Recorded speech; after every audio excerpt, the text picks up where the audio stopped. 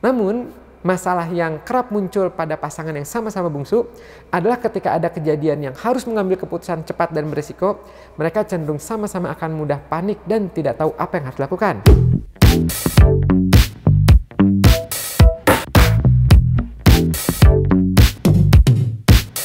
Halo, kembali lagi dengan Kang Afif di sini.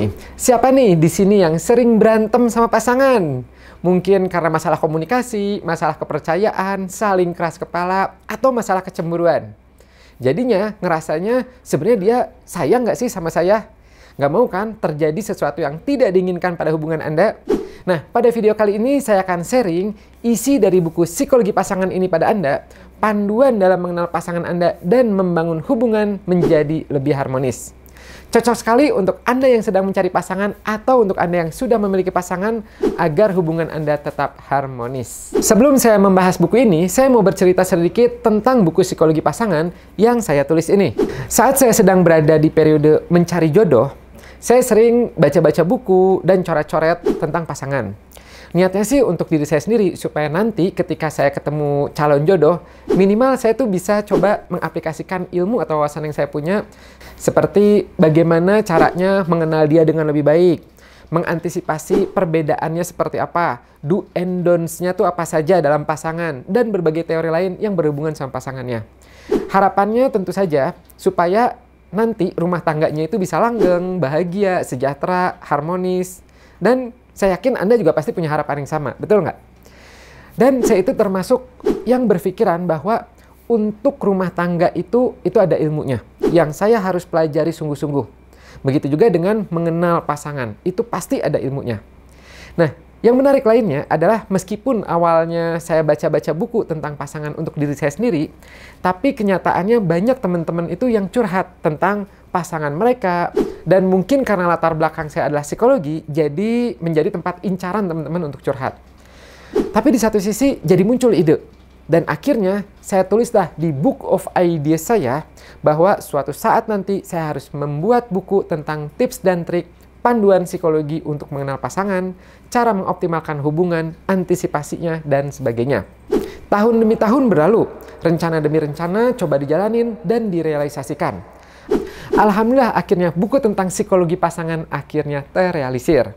Dan akhirnya saya juga bisa sharing isi dari buku Psikologi Pasangan ini pada Anda di kesempatan ini. Buku ini akan membantu Anda dalam mengenal pasangan dan membangun hubungan yang harmonis.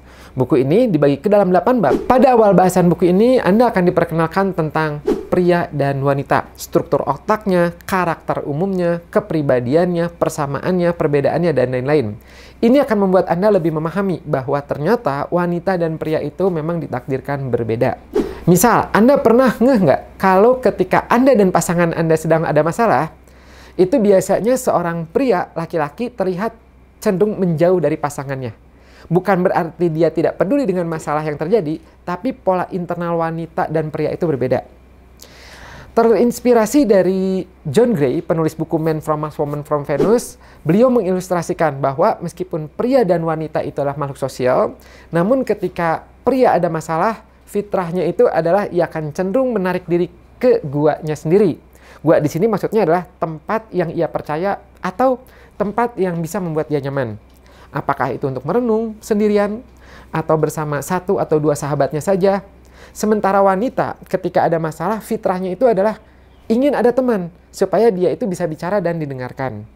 Kadang inilah alasan yang paling sering menjadi penyebab keretakan awal sebuah hubungan. Terus apa yang perlu dilakukan?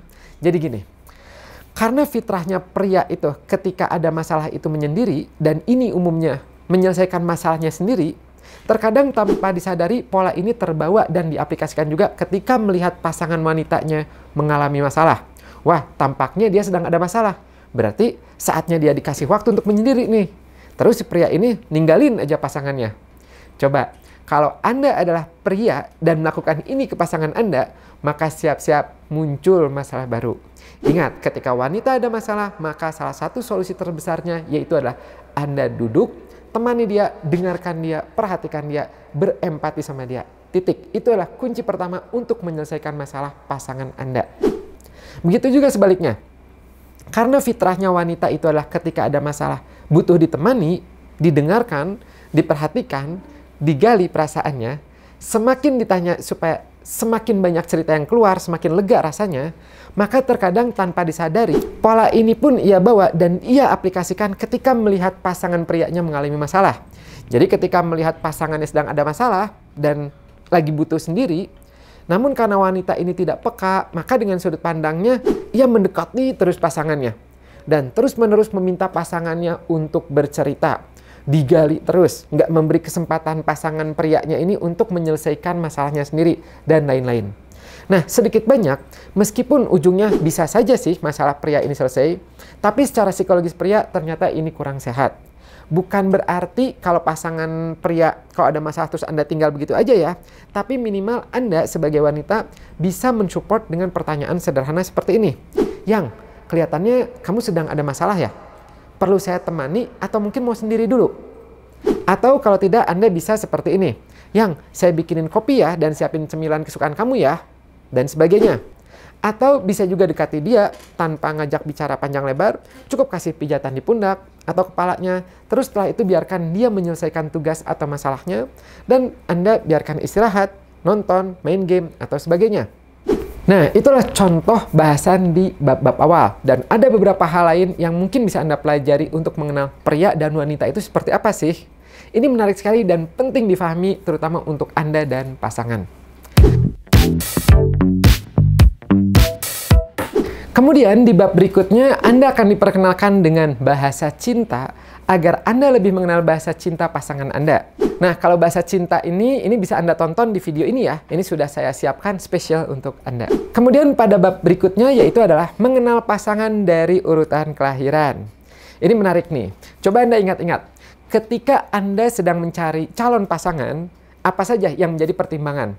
Umumnya kan nggak jauh-jauh dari pertimbangan usianya berapa, kerjanya apa, tinggal di mana, dan lain-lain. Nggak salah sih, tapi apakah Anda tahu bahwa sedikit banyak ternyata urutan kelahiran itu juga bisa menjadi salah satu faktor yang bisa jadi pertimbangan penting ketika Anda mencari calon pasangan? Apakah dia anak pertama, sulung? Apakah dia anak tengah? Apakah dia anak bungsu, terakhir? Atau anak tunggal? Begitu juga Anda sendiri. Dan ini bisa jadi pertimbangan. Karena ada beberapa faktor yang bisa membentuk dan mempengaruhi kepribadian seorang, yang salah satunya itu adalah berkaitan dengan urutan kelahiran ini. Seperti yang diteliti oleh Alfred Adler, seorang psikolog terkenal dari Austria, beliau membuat penelitian tentang hubungan kelahiran dengan kepribadian.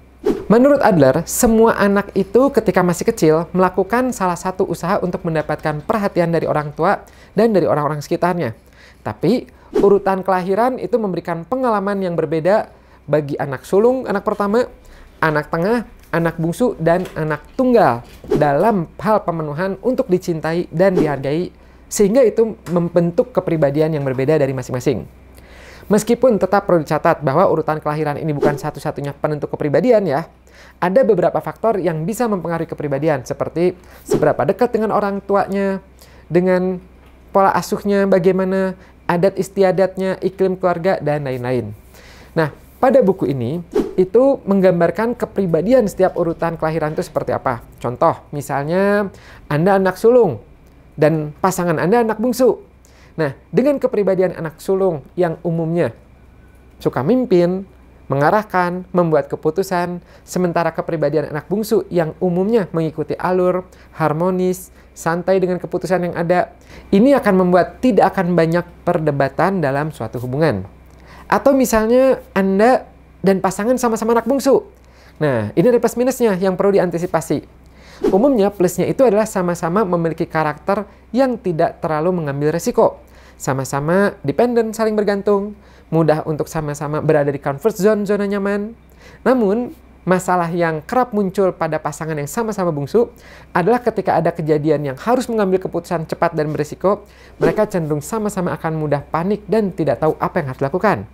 Tidak ada yang mau memegang kendali.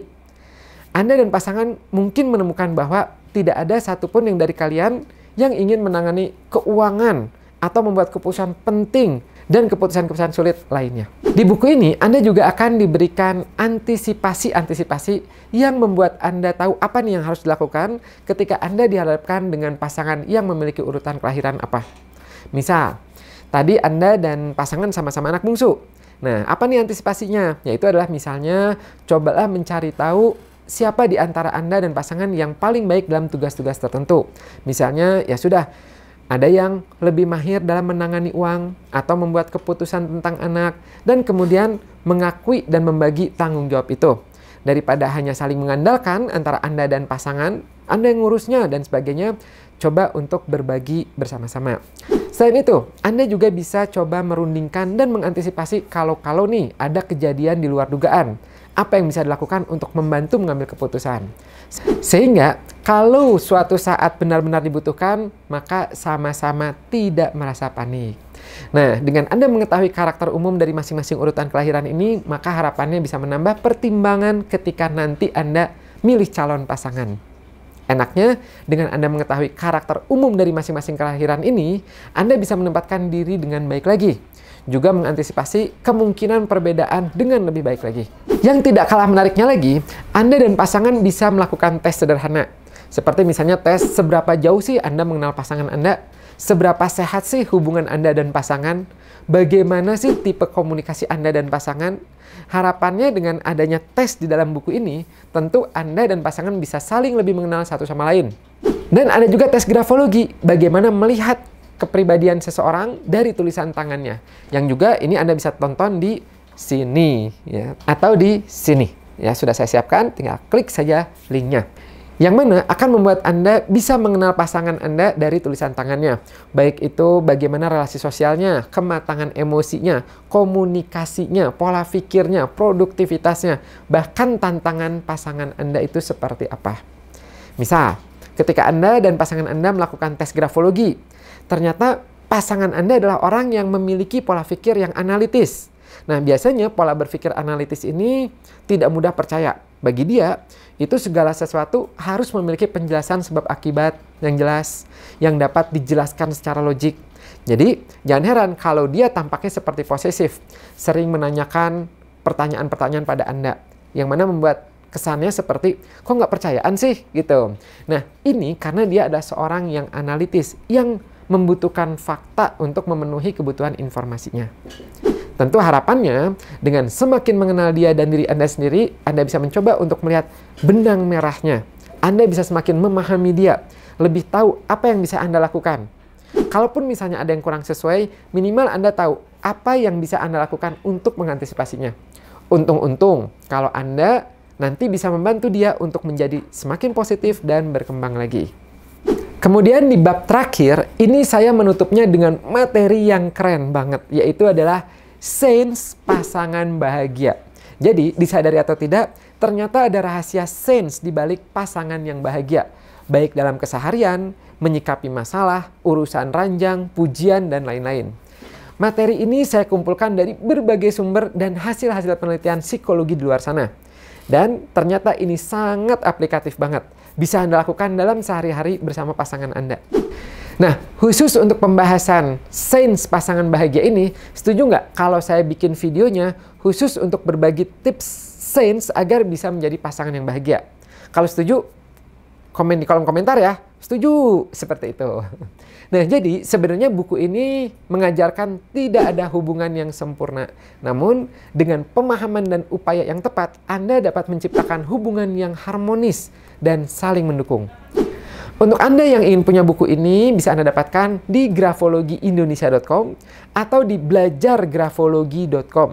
Saya harap buku psikologi pasangan ini bisa memberikan wawasan berharga dan alat praktis bagi Anda untuk memperbaiki dan memperkuat hubungan Anda dan pasangan. Jangan lupa untuk terus belajar dan tumbuh bersama pasangan Anda.